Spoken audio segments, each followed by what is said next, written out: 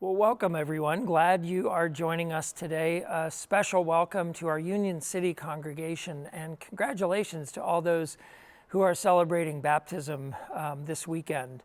We're in our final week of the series called How. We've been answering specific questions each week that tie into a bigger thought of how we can live in the light of the resurrection. You know, celebrating Easter every year reminds us of the resurrection, but then we can quickly forget about what we have in what Jesus did for us, right? Maybe we struggle, we become weak or have doubts that can test our belief system. Of course, temptation and sin can always be a major enemy of challenging our belief, and then we can feel like we're getting weaker instead of stronger. We might feel defeated and may have trouble believing that God even cares about us. Today, I want to ask this question, how do we keep believing? When things around us are crumbling and nothing is happening the way we think it should, or maybe thought it would, how do we keep our belief in God intact? How do we keep believing that God will come through and that He is even present in our lives? I guess we could phrase it this way. How do we keep the light of the resurrection bright in our own lives when there is so much darkness around us? I wonder what the people who were following Jesus thought when this man that they believed in and gave so much time and energy to was all of a sudden arrested, tortured, and executed on a cross. And then they watched as his dead body was carried to a tomb and placed inside. It must have been incredibly disheartening, confusing, disorienting, and discouraging. Did they stop believing? Did they give up on their faith? In the Gospel of John, we're told that the disciples locked themselves in a room because they were afraid of the Jewish leaders.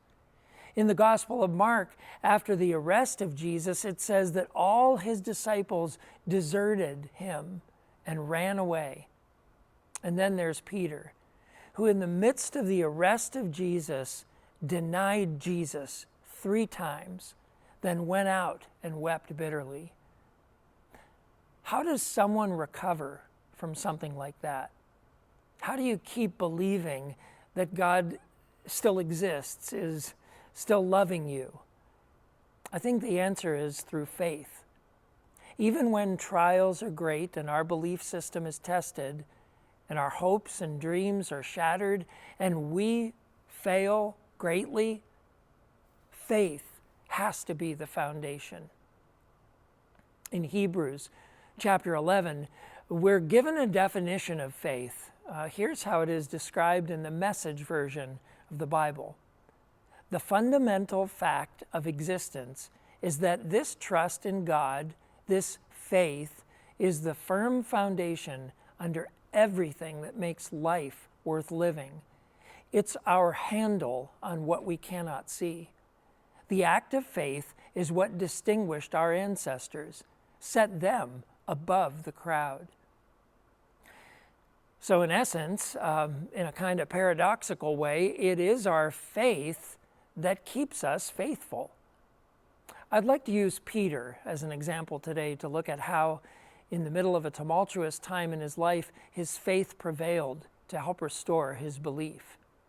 In the Gospel of Luke, when the disciples were gathered with Jesus for the Last Supper, Jesus was talking to Simon Peter, and he said this, "Simon, Simon, behold, Satan has demanded permission to sift you like wheat. But I have prayed for you, that your faith may not fail you. And when you have been restored, strengthen your brothers." There are 4 elements in this dialogue that will be the key to Peter's spiritual survival. These are elements which we can also apply to our own lives. Jesus gives Peter a warning, support, hope, and purpose. Jesus had been telling the disciples all along that things were going to be happening And yet they couldn't quite comprehend what he was saying, right? And here's an instance where Jesus is telling Peter about something that will happen in exact terms, and Peter cannot quite comprehend it. God was giving him a warning. Sometimes God will do this with us. Here's just one example. I've had mornings where I am driving out of my driveway and I have the strongest thought in my mind, and it goes something like this: be extra careful on the road today. Don't be distracted. I firmly believe that the Spirit of God is speaking a message to me for some reason that He knows and I don't yet know. So I try not to forget what the Spirit has spoken, and then I become aware and extra careful. You know, our faith in God generates a depth of insight from God that we cannot self-produce. Jesus sees the things we cannot see. That should be a great comfort to us, especially if you tend to worry about things. Worry is a great example of how God will continue to care for us. The majority of things we worry about never come true. If you ever saw a scary or suspenseful movie, you know that it is not necessarily what is around the corner that is scary, but it is not knowing what is around the corner. It is the monster that our mind creates that causes us to have such despair. Faith leads us to trust Jesus, who sees around the corner and whom we can talk to and say, please go before me and take care of that thing. Faith, when defined in its simplest form, means complete trust or confidence in something or someone. In essence, wasn't Jesus saying to Peter at this moment, don't stop trusting me, keep on believing? These are words that you and I need to remember, especially when we're in the middle of difficult times. And then Jesus tells Peter this. He says, I'm praying for you. This is the support that we receive when we believe and when we have faith. You see, when we believe in Jesus and we follow Him, Jesus talks to God for us. He intercedes for us. Jesus is our direct connection to God. Jesus sees the things we cannot see, and Jesus does things that we cannot do because we are not Jesus. That's why we need Him so much. When I was a kid, my dad worked at Lord Corporation.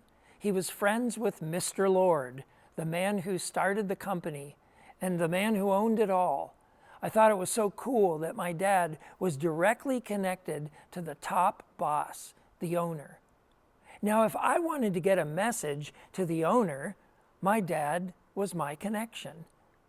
Not many people had that. Jesus told Peter that he would pray for him. He would pray that his faith would not fail. Jesus gave Peter support. Listen, you might be in the middle of something right now. You're feeling bogged down. Maybe you're feeling unsupported. Can I encourage you to just take it to Jesus?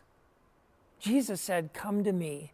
If you're weary and heavy burdened, I'll give you rest. I don't think it gets any clearer than that.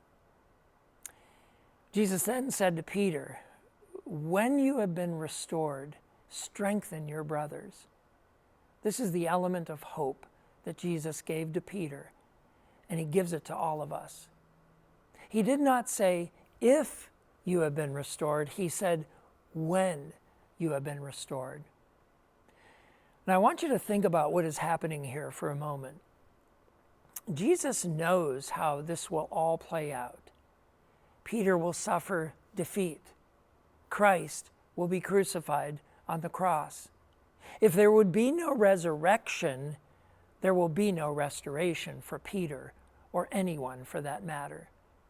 When Jesus tells Peter that he will be restored, I believe that he is relying on the same faith in God's power that David relied to defeat Goliath, that Mary relied on to trust God's plan for the birth of Jesus, and that we need to rely upon when death and defeat seem to be knocking on our front door.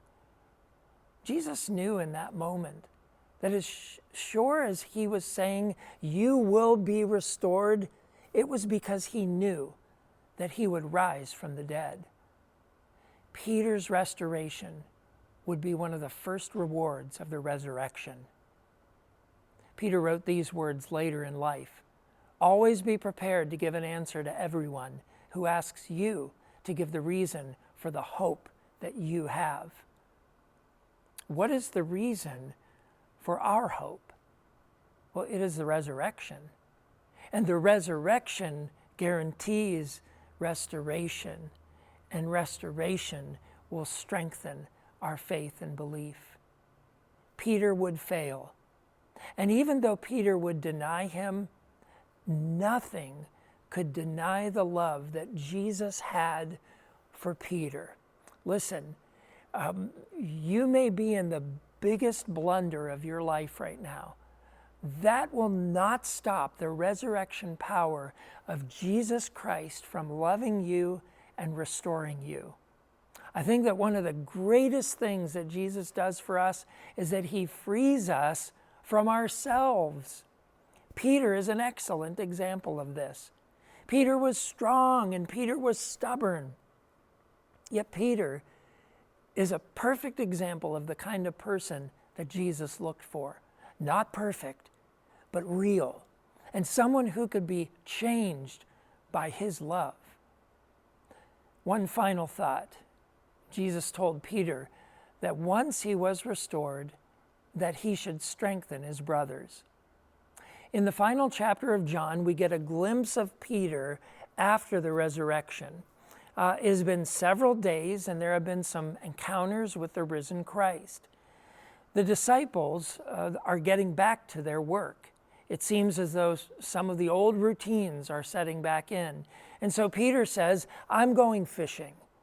And so they're out all night fishing, and they catch nothing. All of a sudden, Jesus interrupts them.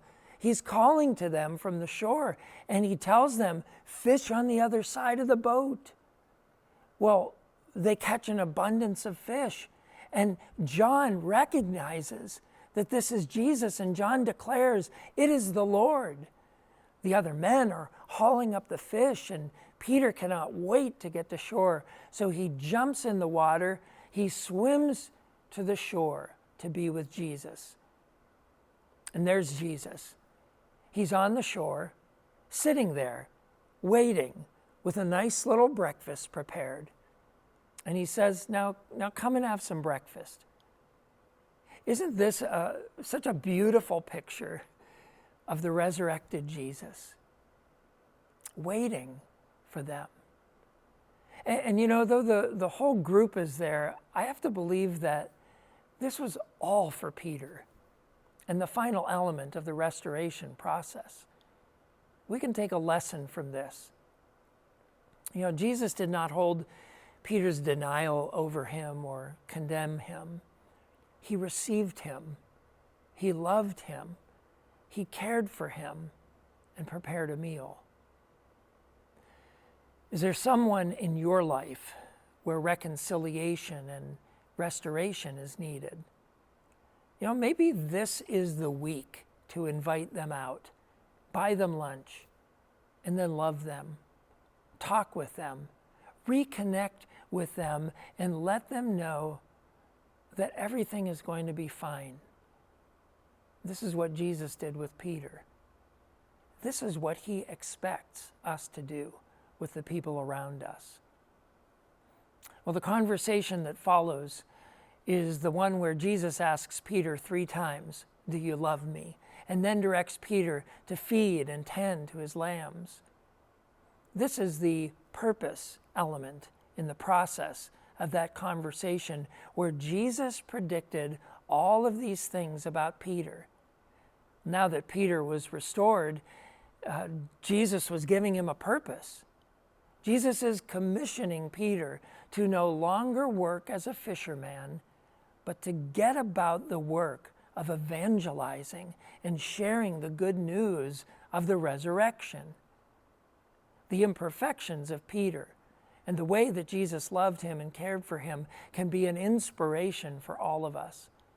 It appears as though the prayer of Jesus for Peter's faith to not fail him came true in a very strong way. And could it be that in times when we feel weak in our belief and faith, that it is the Lord's faithfulness and belief in us that can compensate for our times of unbelief and weak faith? Jesus then speaks these final words to Peter: "Follow me." You know, these are the same words that Jesus spoke to Peter when he first met him. Words that were useful then for him and can be useful now for us. Could it be that the answer to the question, how do we keep believing, can be summed up by this answer?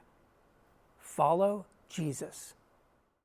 When we follow the resurrected Jesus, we will keep being reminded that the story did not end with death, but life. And He will always lead us to a stronger and deeper faith and belief.